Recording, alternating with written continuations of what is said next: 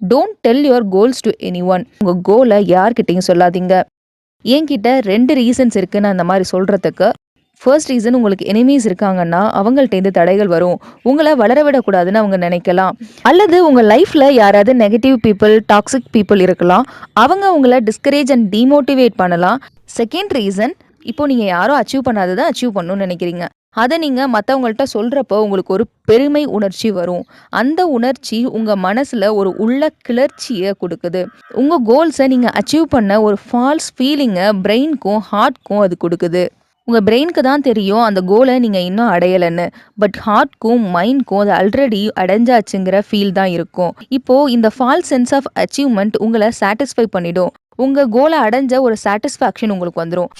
Already உங்கள் ஹார்ட்டும் மைண்டும் கோல் ரிலேட்டடான விஷயத்தில் சாட்டிஸ்ஃபை ஆச்சுன்னா நெக்ஸ்ட் ஸ்டெப் நீங்கள் கோலுக்கு எப்படி முயற்சி எடுப்பீங்க? சொல்கிறதோடவே உங்கள் ஆசையும் முடிஞ்சிடும்.